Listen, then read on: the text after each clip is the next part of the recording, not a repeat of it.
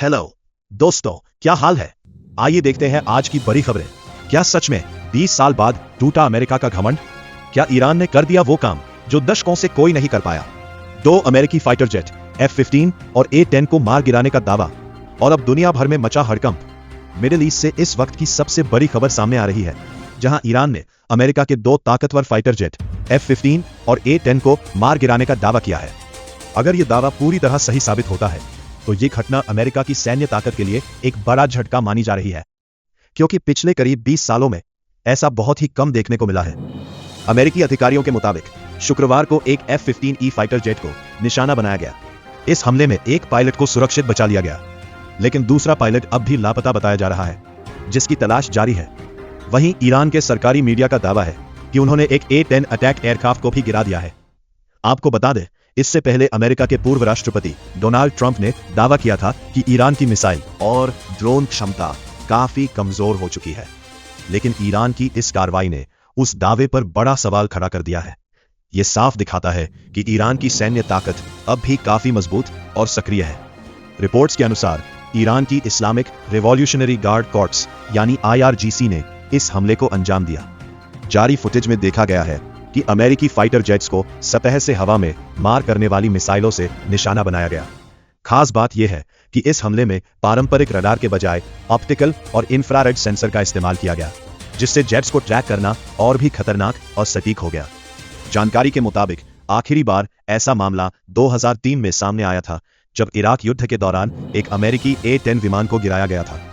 विशेषज्ञों का मानना है कि हाल के वर्षों में अमेरिका ने ज्यादातर ऐसे दुश्मनों से लड़ाई लड़ी है जिनके पास उन्नत एयर डिफेंस सिस्टम नहीं थे, लेकिन ईरान का यह कदम बताता है कि अब हालात बदल रहे हैं। फिलहाल इस घटना ने पूरी दुनिया का ध्यान अपनी ओर खींच लिया है। अब देखना होगा कि अमेरिका इस पर क्या प्रतिक्रिया देता है और आने वाले दिनों में मिडिल ईस्ट का माहौल किस दिशा में जाता है।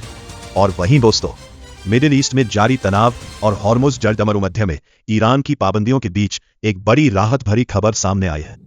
दरअसल जहाजों के आवागमन के लिए एक नया सुरक्षित समुद्री मार्ग खोजा गया है, जो ओमान के क्षेत्रीय जल क्षेत्र से होकर गुजरता है। इस नए रास्ते से अब तक 4 बड़े जहाज सफलतापूर्वक गुजर चुके हैं, जिनमें एक भारतीय मालवाहक जहाज भी शामिल है। बताया जा रहा है कि ये भारतीय जहाज LNG यानी लिक्विफाइड नेचुरल गैस लेकर भारत की ओर आ रहा है। आपको बता दें कि ईरान द्वारा हॉर्मुज़ क्षेत्र में लगाई गई पाबंदियों के कारण दुनिया भर में तेल और गैस की सप्लाई पर असर पड़ रहा है। ऐसे में यह नया रास्ता काफी अहम माना जा रहा है, क्योंकि यह जहाजों को सुरक्षित तरीके से आगे बढ़ने का विकल्प देता है। रिपोर्ट्स के मुताबिक ओमान के समुद्री क्षेत्र से होकर जाने वाला यह नया मार्ग न सिर्फ सुरक्षित है, बल्कि यह वैश्विक शिपिंग पर बढ़ रहे दबाव को भी कम कर सकता है। अगर यह रास्ता आगे भी नियमित रूप से इस्तेमाल किया जाता है तो तेल और गैस की सप्लाई में आ रही रुकावटें काफी हद तक कम हो सकती है। हालांकि अभी यह साफ नहीं है कि इस मार्ग का लंबे समय तक उपयोग किया जाएगा या नहीं। सैटेलाइट और AIS डेटा के विश्लेषण से पता चला है कि कम से कम 4 बड़े जहाज इस नए रास्ते से गुजर चुके हैं। इनमें मार्शल द्वीप के ध्वज वाले 2 बड़े तेल टैंकर ढलकुट और हबरुट शामिल हैं, जो सऊदी अरब और UAE का भारी मात्रा में कच्चा तेल लेकर जा रहे थे। इसके अलावा पनामा के ध्वज वाला सोहार नाम का LNG कैरियर भी इसी रास्ते से गुजरा। वहीं इन जहाजों के पीछे एक भारतीय मालवाहक जहाज भी देखा गया, जिसकी पहचान AIS सिग्नल के जरिए हुई।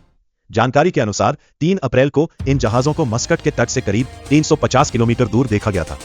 भारतीय जहाज 31 मार्च को दुबई से रवाना हुआ था और फिलहाल ओमान के दिब्बा बंदरगाह के पास खुले समुद्र में मौजूद है। ऐसे समय में जब मिडिल ईस्ट में तनाव चरम पर है, ये नया समुद्री रास्ता दुनिया के लिए एक बड़ी राहत बनकर उभर सकता है। अब सबकी नजर इस बात पर है कि क्या यह रूट भविष्य में भी जहाजों के लिए सुरक्षित और स्थायी विकल्प बन पाएगा। दोस्तों, अगर आप ऐसी ही बड़ी और सच्ची खबरें सबसे पहले जानना चाहते हैं तो चैनल को सब्सक्राइब जरूर करें, वीडियो को लाइक करें और शेयर करना बिल्कुल न भूलें। मैं मिलता हूं आपसे अगली बड़ी खबर के साथ। जय हिंद, वंदे मातरम।